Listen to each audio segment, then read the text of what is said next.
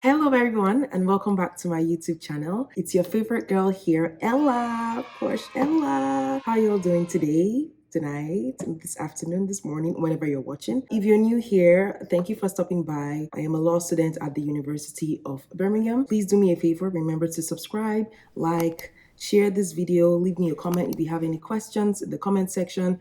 Let me know what your favorite part of this video is, how you learned about my channel, all that good stuff. Leave it in the comment section and turn on your notification bell so you get notified whenever I post my videos. Right. In today's video, we're going to be talking about how to open a UK bank account. Since I'm an international student in the UK, that's based on my experience. During my real-time experience of opening a bank account, I've posted a couple of videos on my channel and I will be linking them up above or in the description box for you to go watch, so you see what actually happened during that time. I made a vlog about it, but I promised you all that I would do a sit-down video, and here I am today. So let's get right into the video. Oh, if you're a returning subscriber, welcome back. Thank you for riding with me throughout this journey. I hope you enjoyed the video. Like. So today I'm going to be talking specifically about brick and mortar banks. So physical banks in essence, not the online banks. I don't know about how the online bank situation works in the UK. I'm talking about physical banks, for example, HSBC, Lloyds, NatWest, Startanda, Barclays. These are the popular ones that I know about, that I've heard about. And at the end, I'll let you know what bank I ended up choosing. There are different things that you should have on you before you start your bank application process in the UK, specifically for international students. So the first is to ensure that you're researching about these banks and what you want from them. So know their opening times, if they're close to you, if that's what you want them to be close to your location, you know, how many ATMs they have in the area close to you, accessible banks, research them and know what you are looking for from a bank. Now let's move on to the documents that you would need to open a UK bank account. First is your letter, your bank letter from your school. You'll be able to typically get this online. I think different schools have maybe different ways to access them. But for University of Birmingham, with my student account, I was able to access them.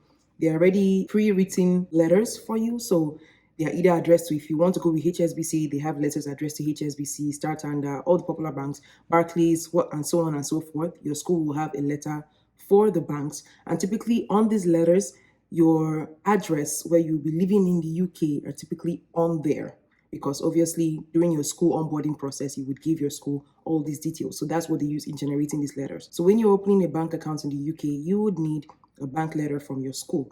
Like I said, you can get that online. If you see me looking down, I'm looking at my notes on here on my computer, being a detailed law student that I am. Oh my God. All right. The next document that you would need is your proof of UK address. So for example, like I said before, it could be on your bank letter from your school, but this can also be your contract, your lease agreement with your landlord, just showing proof that you live in a residence in the UK. You would need that. That's number two. Number three, you would need your international passport. So obviously your travel document, your identity, you'd need that. And finally, you would need your proof of international status in the UK. So in this case, currently now, the biometric residence permit was what I used during my time. It's still ongoing in 2024, but I believe that the BRP system is ending on the 31st of December 2024. So if you're watching this video, let's say in 2025 or in upcoming years, you will have to figure out what proof of your immigration status, what document will be a proof of your immigration status in the UK at that time when you're opening the banks. And also another good tip is that the bank would most likely also have these requirements on their websites as well. The next thing for you to know is what to do before going to the bank. Yes, opening the bank in UK, I found that it was very different from Canada. If you also know, I came in from Canada to studying in the UK, and it's pretty much more time consuming opening a bank account in the UK. It didn't make any much sense to me at all. But these are the things that I would suggest that you do before going to the bank. So you have to apply on the bank website first before going into the branch. You can give them a call, go through their website, see what all the types of accounts they have. They can have regular accounts, they have student account maybe for people who have lived in the country for about 3 years. Some banks might have international student accounts. So maybe I think HSBC does that, and Lloyds, I think, does that as well. Ensure that when you are applying for an account, that you are sure about the type of account you're applying for. So do you want a student account?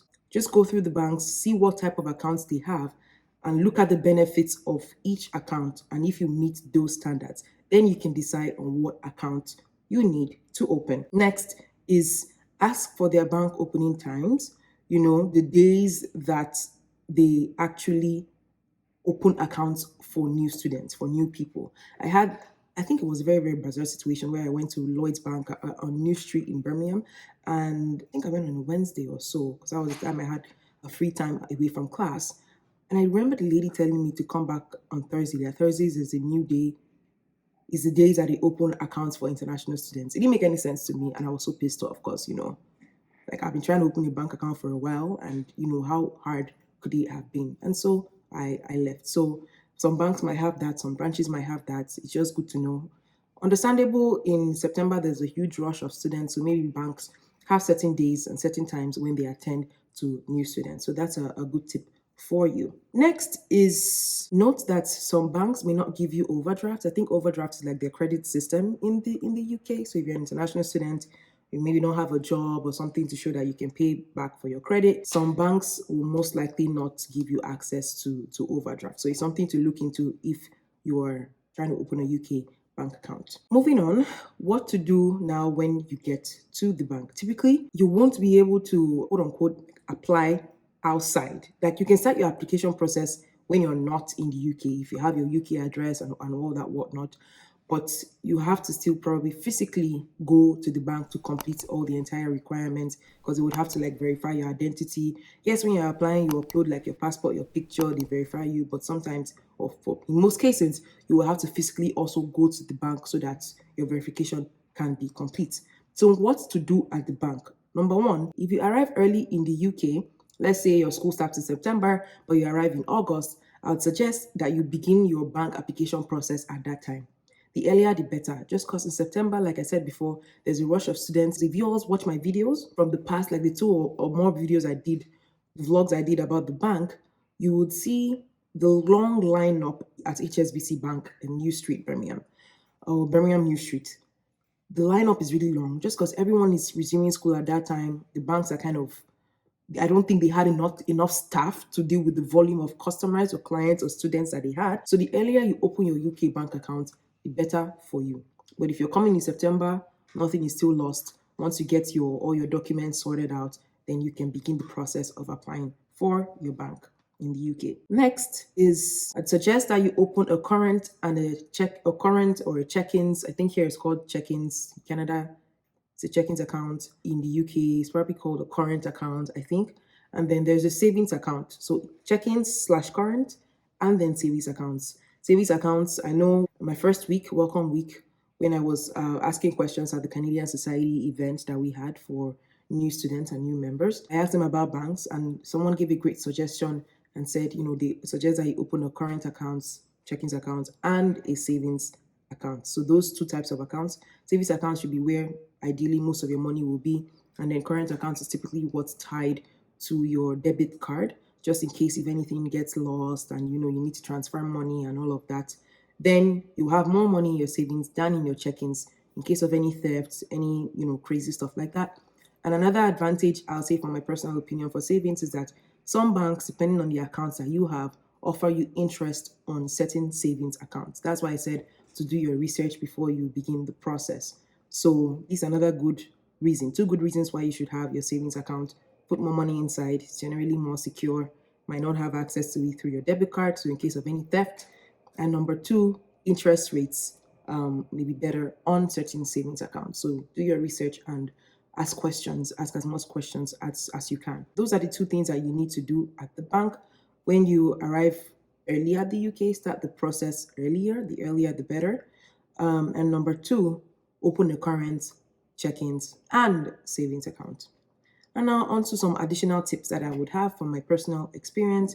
Make sure that you know the type of account that you're applying for from the beginning, because it might be difficult for you to rectify that. So in my search for banks, I applied to like Lloyd's. I think I also applied to HSBC. I think those are the really 2 that I applied to.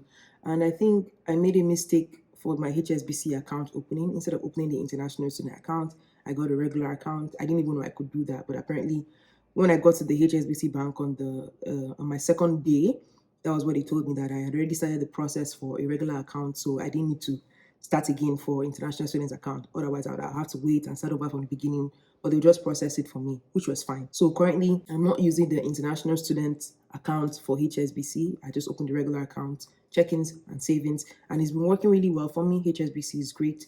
I like the interest on their savings accounts so far.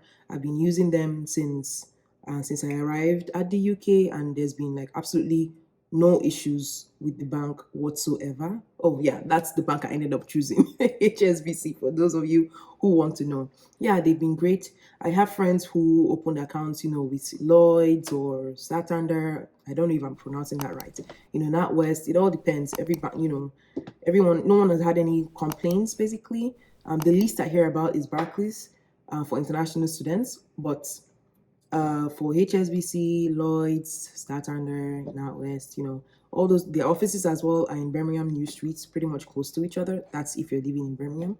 So yeah, I haven't had much complaints from myself or from my classmates about issues with the banking system. Finally, there's a website that also helped me when I was making my research about the bank. This person just had everything on their website, listed out all the banks, all the benefits, and before I went to the individual banking website. And I thought it would be great to share that. And it's called Save the Student. I will put a link in the comment section, not comment section, in the description box, the link directly to this website, and you can start your research from there, and I hope that helps you. All right, we've reached the end of this video. I've spoken about every single thing I need to speak about. Yeah, going through my notes.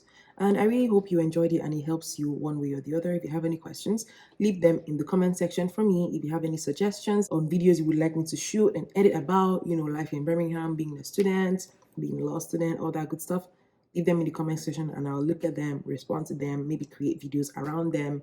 And if you have any suggestions as well, let me know in the comment section. Do ensure that you like this video, subscribe. When you like and subscribe, it helps us grow. It gives people more access to the videos. Be sure to share them as well. Turn on your notification bell so you get notified whenever I post. And be sure to watch all my videos from beginning to the end, because what? I'm interesting like that. Thank you so much for watching, and I hope you have a wonderful day. See you on the next one. Bye.